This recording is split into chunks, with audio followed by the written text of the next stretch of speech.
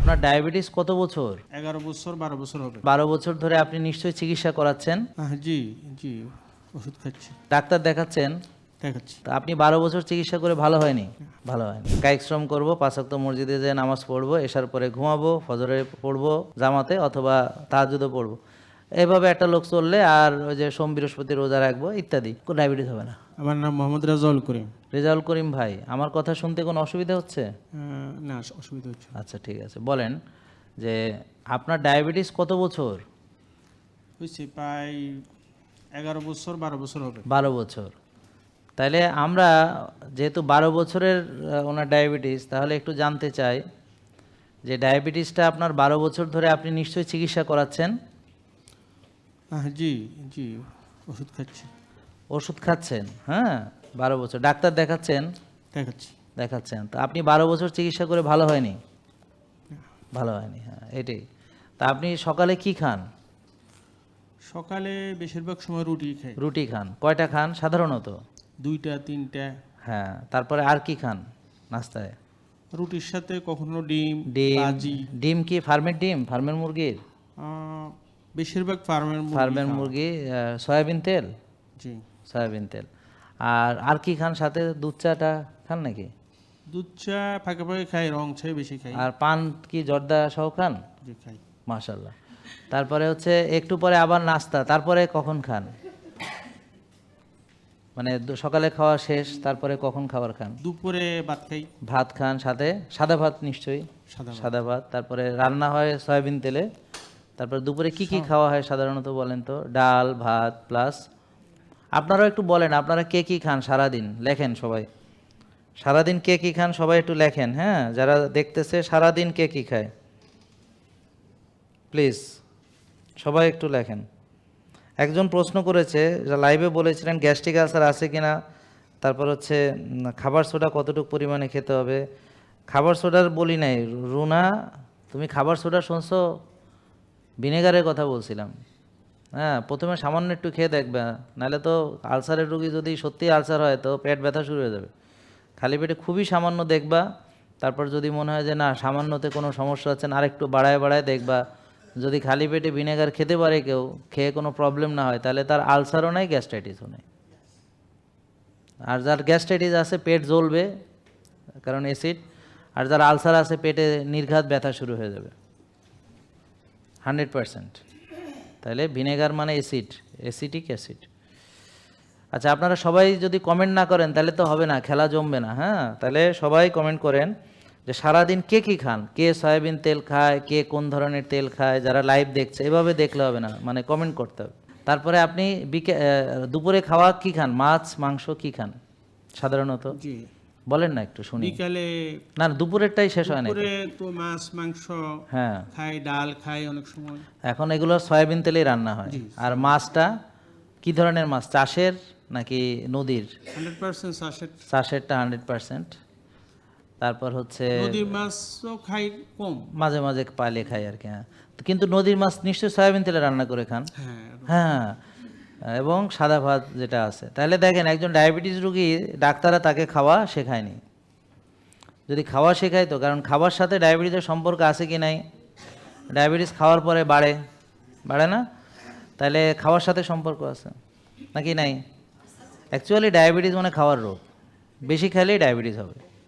হ্যাঁ, এখন হবে না, পরে হবে আর কি। একটা সুস্থ লোক অসুস্থ হইতে তো টাইম লাগে। তাইলে ডাক্তাররা কি চিকিৎসা করে? ওষুধ দেয়, কিন্তু ওনার যেই কারণে ডায়াবেটিস হচ্ছে সেটার কোনো মূল কারণ চিকিৎসা করে না। খুব দুঃখ লাগে, যেই এরিয়াটা তাদের না, তারা সেই এরিয়া নিয়ে বসে রয়েছে। ডায়াবেটিসের রোগের চিকিৎসা ডাক্তারদের দায়িত্ব না। আমার কথা বুঝতে পারছেন? ডায়াবেটিস চিকিৎসা হলো আমরা যারা খাবার দাবার নিয়ন্ত্রণ করব, ব্যায়াম করব, ঘুমাবো, এটা কোরআন হাদিস, হুজুরদের দায়িত্ব ডায়াবেটিসের চিকিৎসা করা। হুজুরদের নিজেরাই তো অবশ্য ডায়াবেটিস, হুজুরদের দায়িত্ব ডায়াবেটিসের চিকিৎসা করা। কারণ হলো হালাল তৈব খাবো, এক ভাগ খাবো, তো তৈব খাবার আগে চিন্তা হবে। হুজুররা তো তৈব খাবার চিনে না, নিজেরাই জিলাপি খায় মসজিদের মধ্যে। হ্যাঁ, তাই এদের কথা কই লাভ নেই। তাকে তৈব খাবার খাবো, এক ভাগ খাবো, তারপর হচ্ছে ক্ষুধা লাগলে খাবো, ক্ষুধা থাকতে থাকতে শেষ করব এবং রোজা রাখবো। কায়িক শ্রম করবো, 5 ওয়াক্ত মসজিদে যেয়ে নামাজ পড়বো, এশার পরে ঘুমাবো, ফজরে পড়বো জামাতে অথবা তাহাজ্জুদও পড়বো, এভাবে একটা লোক চললে আর ওই যে সোম বৃহস্পতি রোজা রাখবো ইত্যাদি, ডায়াবেটিস হবে না। তা আপনি যাই না কোনো দিন সুস্থ হবেন না, মাইনা সুস্থ হবেন। উনি 12 বছর ধরে ডায়াবেটিসের চিকিৎসা করতেছে, কিন্তু উনি জানেন না কি খেলে ডায়াবেটিস বাড়ে। ভাত মানে কি জানেন? চিনি। তা আপনি তো চিনি খাচ্ছেন, তাই না? তো আবার আপনি তামাক খাচ্ছেন, সেটা তো ভালো না স্বাস্থ্যের জন্য। আচ্ছা, আবার মন খারাপ করতেছেন নাকি? হ্যাঁ। না, মানে সবাই আমরা এরকম, সবাই, হ্যাঁ আমরা সবাই এরকম। হ্যাঁ, সত্যি কথা সত্যি কথা, হ্যাঁ। মানে সত্যটাকে স্বীকার করে নিতে হবে। আর এখানে মন খারাপ করার কিছু নেই, আমরা এখানে দুষ্টামি করি, এখানে সবাই অনেক মজা করি, নাকি মজা করি না? হ্যাঁ, অনেক মজা করি। তাই এটাতে মন খারাপ করার কিছু নেই, বরং সুস্থ হয়ে গেলে আরও ভালো লাগবে, মজা আরও পাবেন। এখন যাদের রুগী তাদের মুখ কালো, অনেক চিন্তা, অনেক টেনশন নিয়ে বসে আছে, হ্যাঁ, রোগের চিন্তা এসে শেষ। হ্যাঁ, তো তার মুখে হাসি ফুটবে কেমনে? সে তো টেনশিত। হ্যাঁ, যে আমি তো রুগী, আমি অনেক চিন্তিত। হ্যাঁ, কারণ রুগীটা যে সে কী করে হয়েছে সেটা জানলে পরে সেটাও হাস্যকর ব্যাপার। হ্যাঁ, যে মানুষ রুগী হয়েছে শখ করে, শখের বসে, আরাম আয়েশ বিলাসিতা তাকে রুগী বানিয়েছে। তাহলে রাতের খাবারও রুটি নাকি? জি। রুটি আর হচ্ছে রাতের খাবার ভাত বেশি খাই। ভাত বেশি খান।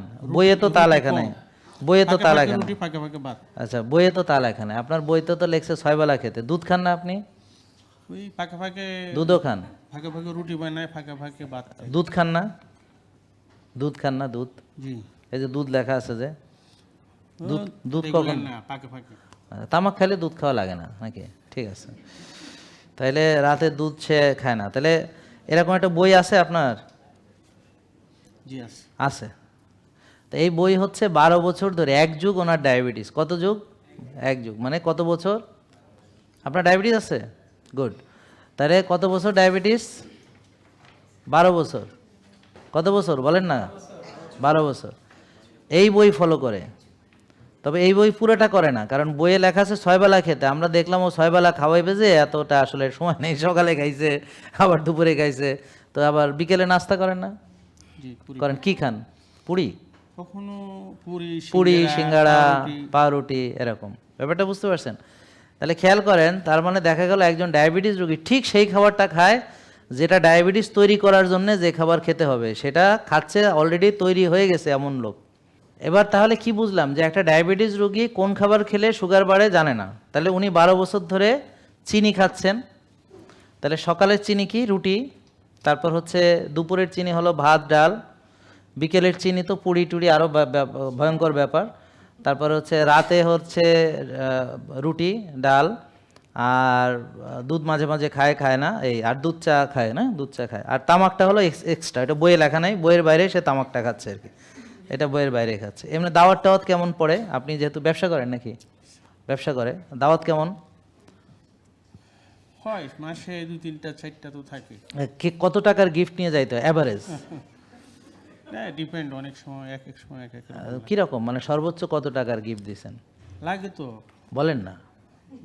মাসে 4-5 হাজার টাকার যায় যায়। যায়, হ্যাঁ, সেটাই, কমসে কম। হ্যাঁ, তাহলে দাওয়াতে যে খাবারটা খাচ্ছে খেয়ে আরও বড় রুগী হবে, কিন্তু সেখানে টাকাও দিচ্ছে, টাকা দিচ্ছে রোগ কেনার জন্যে।